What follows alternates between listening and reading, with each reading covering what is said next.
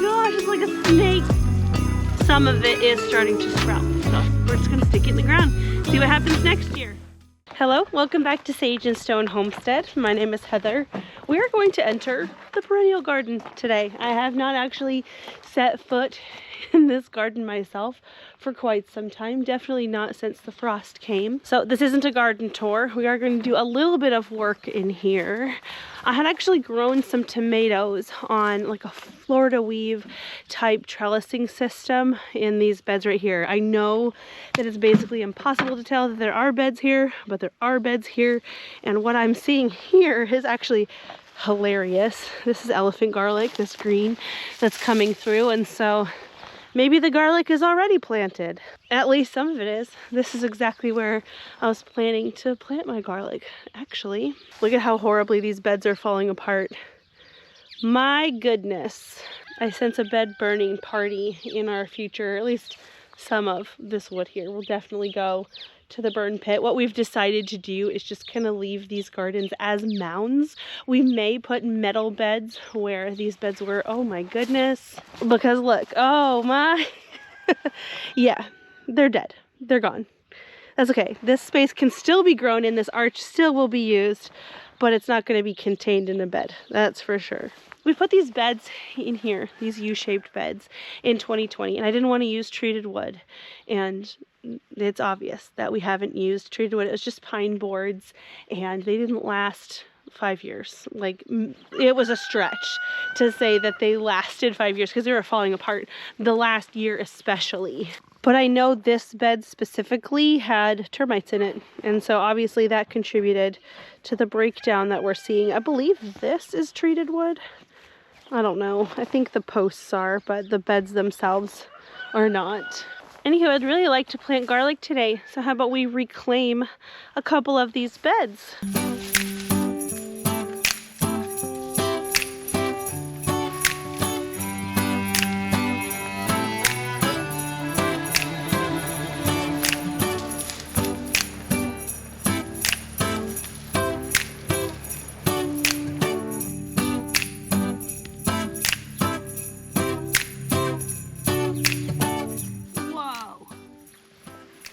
Look at that guy.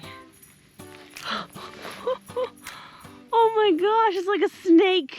It's not. When I lived in Maine, we called these guys night crawlers. And I don't think I've seen one since I lived in Maine. How's it going, dude? You can definitely live here. Here you go. All right, so let's chat garlic. I have grown different varieties of garlic in my garden basically ever since I had a garden. My first garden here was in 2019, and that year I had bought some garlic at the grocery store, and it had started to sprout on the counter, as garlic sometimes does. And because I had the garden space, I was like, well, why don't I just stick these out in the ground? I think I did that in July, and I got garlic, like harvestable garlic, in October, which seemed like it wasn't the right time. And really it wasn't. But ever since then, I've kind of just been planting garlic willy-nilly whenever I feel like it. That's not always the right call. Different kinds of garlic have different needs as far as overwintering them. Some bulbs really need cold stratification in order to do well. I have no idea what type of garlic it was that I planted in July and got a bulb in October, but I just know that it happened. But I do know that the garlic that I grow most often, which is elephant garlic, needs no or very little cold stratification. I had tried to grow a variety of garlic last year, and honestly it did halfway all right for the neglect that I put it through, but I had planted the garlic, I think it was in March, inside my greenhouse. I did have that garlic bulb in the refrigerator for a few weeks before I planted it out, but it just didn't do well. And so I'm going back a little bit to more of what is standard, planting garlic in the fall time and then have it come up in spring. So as you can tell, we saw these before I weeded. I do have some garlic coming back. This is something that I really love about elephant garlic, is it's very easy to get it coming back from corms. It essentially volunteers back every year, and I really love that about elephant garlic. So I've left these in. It does smell very garlicky over here since I weeded. There was a decent amount of grass. Some of the grass that we have growing around here does grow back, by rhizome, so it kind of tunnels through the bed. You have to get as much of the root out as possible. I get a lot of questions about how I garden around that grass, and you saw it. I just pull it out when I see it, and I just continue to do that when I feel like I have the gumption. I have essentially ignored this garden for several months, and really that wasn't too bad to pull those little rhizomes out. And I'm sure I missed some. I'm sure some will come up as I see it. I'll pull it. It's really not a big deal to me. Even when I have like root crops and things like asparagus in the ground, I don't worry about it. I just pull out the grass when I see it, and it hasn't been a problem. So first things first, I do want to amend the bed. I did have tomatoes and things growing over here, some flowers, and I'm going to actually put down some organic bone meal. It has a 770 as far as the NPK. I do have a lot of rabbit manures and goat manures in the barn and things. Those tend to be more heavy on the nitrogen side and a little bit less balanced. So when I can, I like to throw down a balanced fertilizer probably once a year, and then maybe in springtime I'll top dress with a little bit of rabbit manure, and that will help keep things more balanced. I do have this azomite, which does have potassium. So I'm gonna throw this down as well as the bone meal. About a 1/4 cup per 10 square feet. We've got 4 feet here, 4 feet here. There's about 16 square feet per bed. Buster's gonna join us. Hopefully he doesn't get in the bed. I'll show you what I'm gonna do to help mitigate the issues that the cats and the dog can bring to the garden, especially when I revamp a bed. He likes to dig in the beds with me. So.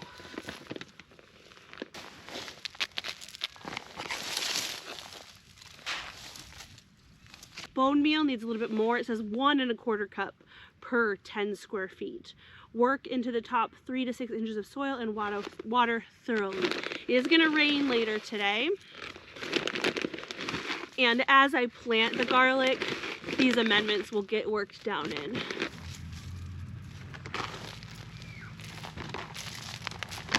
Alright, so let's talk the types of garlic that I'm planting. I do have elephant garlic here. A lot of this was harvested last year from the greenhouse. You can see some of it is starting to sprout. I've got to get it in the ground. I've got some of these cloves that have these little roots starting to grow. The cloves are starting to swell, and so the paper is starting to split. As I always do, I'm going to be planting the elephant garlic, but then I've got another garlic type. This garlic, my sister-in-law got, I don't know if it was at Sam's, Costco, something like that. I don't know what variety this is. There is a purple hull on it, or I guess purple skin. It just says fresh garlic. Some of it is starting to sprout, so we're just going to stick it in the ground, see what happens next year. The elephant garlic bulbs do get quite large, and so I try to keep that in mind and plant my cloves about every 6 inches.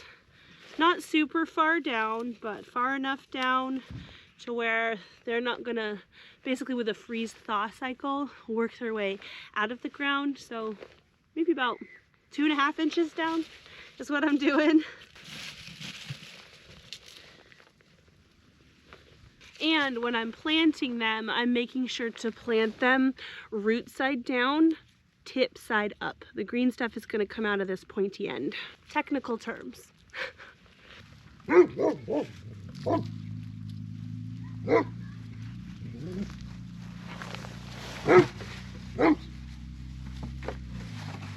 Get him. Go get him. Go get him. You go get him. You're all right.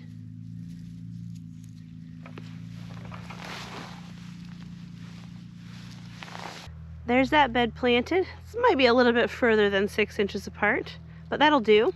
And then this garlic, it's a little bit smaller than the elephant garlic, and they'll probably put it about every 4 or 5 inches.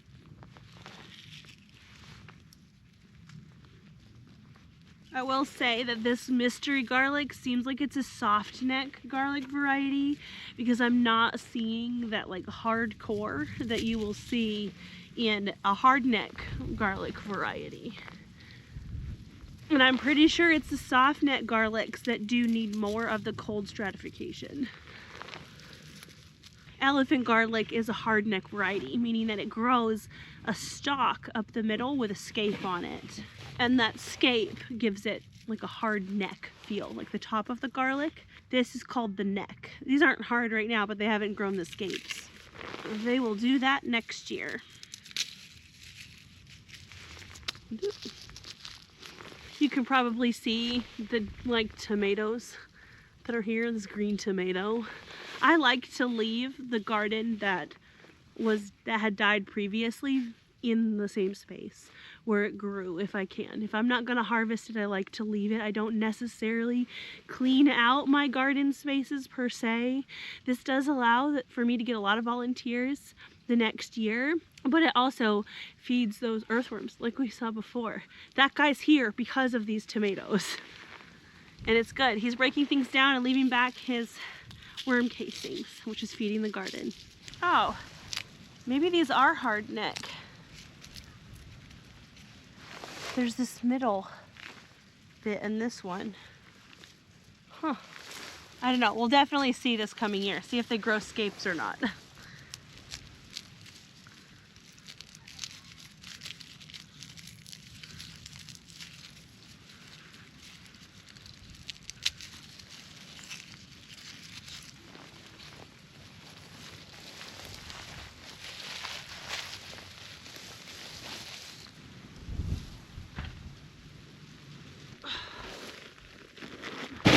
All right, so I've buried the garlic, not super deep. Each garlic bulb probably has a 1/2 inch to 1 inch of soil over top. For a little extra insulation and like protection from driving rains, I am gonna throw down some mulch. I like to use hardwood bark mulch in my garden. We garden in a very windy place, and I've tried straw, I have tried pine straw, I've tried a bunch of things, and this is the only thing that stays put. And I really like the fungal colonies. It helps add to the garden. That, after the hardwood breaks down, is definitely food for the garden as well. So I'm just gonna take this one bag of mulch, spread it out over top, and then we need to protect the garden from the animals. Oh, this mulch is frozen, I think. Ugh. It's okay.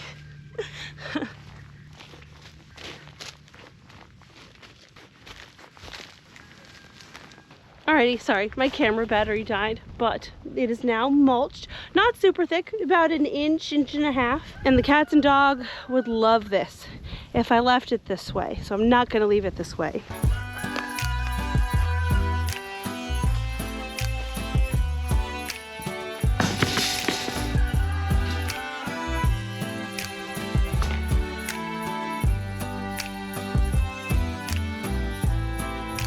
There we go.